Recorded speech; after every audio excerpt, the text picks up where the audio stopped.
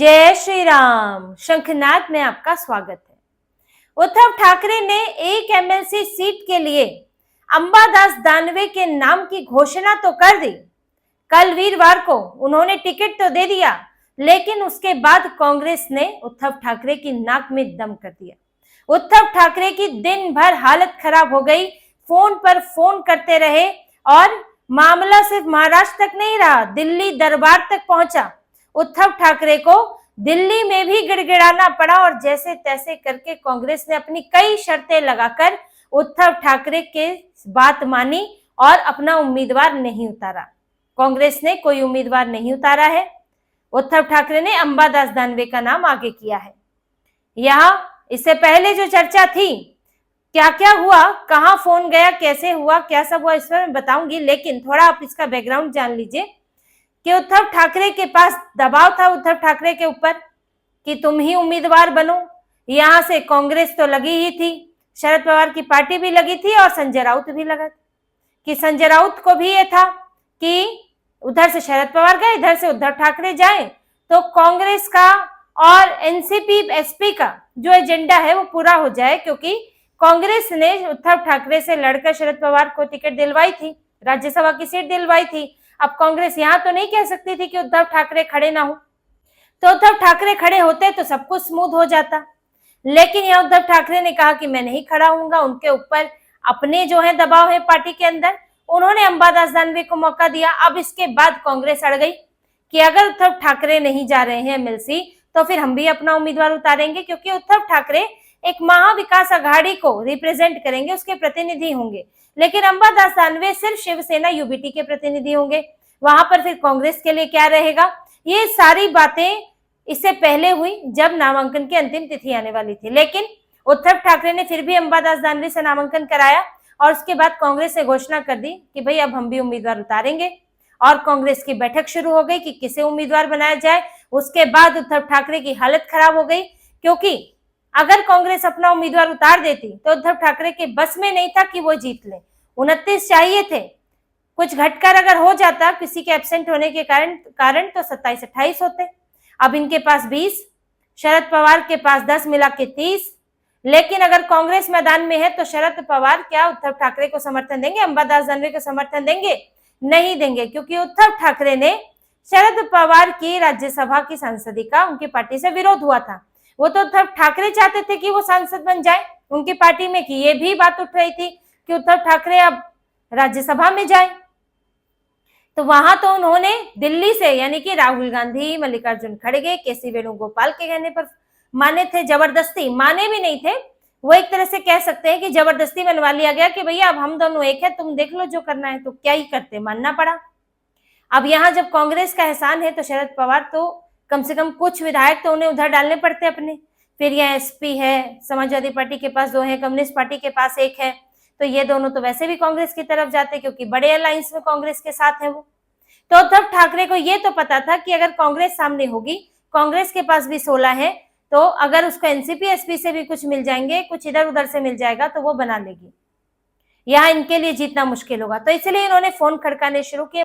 मातोश्री में दिन भर चैन नहीं रहा, उद्धव ठाकरे फोन पर ही लगे रहे। जिस तरह की मीडिया रिपोर्ट्स हैं, कांग्रेस के दफ्तर के हवाले से भी चीजें निकल कर आई हैं कि फोन आ रहे थे बार बार मातोश्री से। उद्धव ठाकरे बहुत सक्रिय थे, बात करना चाहते थे, मनाना चाहते थे। शुरुआती दौर में तो मातोश्री के फोन जो है रिजेक्ट कर दिए गए कि हम बात ही नहीं करनी, हम तो अपना उम्मीदवार उतारेंगे। फिर बात हुई जी उद्धव ठाकरे ही बात करेंगे, उद्धव ठाकरे फलाना कहना चाहते हैं, ढिकना कहना चाहते हैं। फिर हर्षवर्धन सपकाल से कई बार उनकी बात हुई, कांग्रेस प्रदेश अध्यक्ष से फोन पर उन्होंने रिक्वेस्ट की और उम्मीदवार ना उतारने के लिए कहा, जैसा कि ये भी स्वाभाविक है कि यही सब बातें हुई। और इसके अलावा कांग्रेस की तरफ से भी कुछ शर्तें आई। देखिए, इसमें जो सबसे ज्यादा अड़े थे वो राज्य इकाई थी। कांग्रेस की जो केंद्र इकाई है उसके साथ स्थितियां अलग रहती है। जो राज्य इकाई है वो शरद पवार को राज्यसभा सीट नहीं देना चाहती थी, क्योंकि जो राज्य इकाई है उसको भी तो कुछ चाहिए, उसके नेताओं को भी तो कुछ चाहिए कि आप यहाँ विधान परिषद में उनको जगह दिला दो, नहीं तो यहाँ से किसी को राज्यसभा भेज दो। लेकिन कांग्रेस का जो राहुल गांधी वाली टीम है वो सिर्फ राहुल गांधी की सोचती है कि कैसे राहुल गांधी की गोटियां सेट रहे, राज्य इकाई जाए भाड़ में। तो राज्य इकाई में हर्षवर्धन सपकाल मानने को तैयार नहीं। फिर हुआ जी जो प्रदेश प्रभारी है रमेश चेन्नीथला, उनसे बात की जाए। अब रमेश चेन्नीथला महाराष्ट्र के नेता नहीं है, वो प्रभारी हैं, उनको यहाँ की जिम्मेदारी है, लेकिन उन्हें यहाँ के नेता, यहाँ के लोग नहीं देखने हैं जो यहाँ के और स्थानीय स्तर के नेता हैं या महाराष्ट्र की अपनी राजनीति है, पार्टी इकाई का क्या होगा। तो आज ये प्रभारी है, कल कोई और प्रभारी होगा। तो एक तरह से वो ब्रिज है कि जो आला कमान राहुल गांधी है और प्रदेश इकाई है उनके बीच में। तो इसीलिए रमेश चेन्नीथला से उन्होंने बात की कि अब जो है ब्रिज से बात की जाए, पुल की तरह है जो वहां मेरी बात पहुंचाएगा। रमेश चेन्नीथला को 4 बार फोन किया गया, 3 से 4 बार फोन हुआ, उनसे बात हुई, उनसे कुछ शर्तें बताई गई उनकी तरफ से। अब हर्षवर्धन सपकाल तो शर्तें बता नहीं सकते क्योंकि शर्तें तो आला कमान से आती हैं। तो रमेश चेन्नीथला ने कुछ शर्तें बताई। शर्तों में क्या था कि आगे जो भी एमएलसी चुनाव होगा, अब जो राज्यसभा चुनाव होंगे, उसमें उद्धव ठाकरे बिना शर्त कांग्रेस को समर्थन देंगे। अब उद्धव ठाकरे ने अपनी सहमति एक तरह से गिरवी रख दी है, कांग्रेस के हवाले कर दी है कि अब चाहे कांग्रेस किसी को भी उम्मीदवार बनाए, चाहे कभी भी सीट खाली हो, उद्धव ठाकरे को कांग्रेस को समर्थन करना ही है। चाहे उनकी पार्टी में कितनी बगावत हो रही हो, उनकी पार्टी फैलाना पद चाहती हो, ऐसा कुछ भी उद्धव ठाकरे स्वीकार नहीं करेंगे, वो सीधे सीधे समर्थन करेंगे। ये शर्त आई उद्धव ठाकरे के सामने। अब उद्धव ठाकरे के पास झुकने के सिवा तो कोई रास्ता नहीं था, क्योंकि अंबादास दानवे को हार जाते अगर, तो उद्धव ठाकरे के पास फिर एक तो मुंह दिखाने को जगह नहीं बचती इनकी पार्टी के पास कि आप एक एमएलसी नहीं जिता पाए, दूसरा जो फूट निकलती, जो फूट दिखती और उद्धव ठाकरे अकेले अलग थलग दिखते, और ऊपर से उनके नेता को एक सीट भी नहीं मिलती। तो इन्होंने थोड़ा विचार मंथन किया, पार्टी के एक आध लोग और भी मौजूद थे, बेटे के साथ भी बातचीत हुई, तो फिर इन्होंने सरेंडर कर दिया कांग्रेस के सामने कि ठीक है, आप जो कह रहे हैं मानेंगे, अभी के लिए हमें समर्थन दे दो। फिर अंत में 2 बार बात हुई केसी वेणुगोपाल से, दिल्ली दरबार में फोन लगा, रमेश चेन्नीथला ने बात पहुंचाई कि हाँ जी उद्धव ठाकरे झुकने को तैयार है, उद्धव ठाकरे अपना समर्थन देने को तैयार है आगे के लिए, तो फिर अब आप बात कर लीजिए। फिर केसी वेणुगोपाल से बात हुई, थोड़ी बहुत बात हुई, पहली बार में तो कोई मानता नहीं है, हाव भाव तो बनाने पड़ते हैं। फिर जब दूसरी बात हुई केसी वेणुगोपाल से, फिर हरी झंडी मिली। फिर ये हरी झंडी यहाँ प्रदेश इकाई को भी पहुंचाई गई रमेश चेन्नीथला के जरिए। उसके बाद कांग्रेस ने ये फैसला हुआ कि हम कोई उम्मीदवार नहीं उतारेंगे। फिर बाहर आके मीडिया में आप 4 तरह के बयान दे दो कि हम तो भाई गठबंधन टूटना नहीं देना चाहते थे, गठबंधन एकजुट है, हम ये मैसेज देना चाहते थे, तो आप कई सारी बातें बोल लो, लेकिन अंदर जो है वो बड़ी नेगोशिएशन हुई है और उद्धव ठाकरे से कई चीजों के लिए इन्होंने हाँ बुलवाई है कि अब उद्धव ठाकरे ना नहीं कर सकते दोबारा। इसके आधार पर उनको समर्थन दिया गया है। इनमें से कई बातें मीडिया रिपोर्ट्स में सामने आई है और फिलहाल पार्टी में से तो किसी ने खंडन किया नहीं है।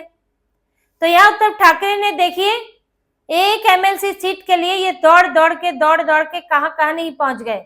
रात 2 बजे वर्षा देवेंद्र फडणवीस का आवास जो है सीएम आवास है वहां पहुंच गए। वहां इन्होंने देवेंद्र फडणवीस से गुपचुप बातें की। वहां क्या शर्तें मान के आए हैं अभी तक तो ऐसा कुछ सामने आया नहीं, क्या बोलकर आए हैं, क्योंकि ये मांगने तो एक सीट ही गए थे कि आप अपनी तरफ से ना उतारें, एकनाथ शिंदे को भी मना ले कि वो ना उतारें।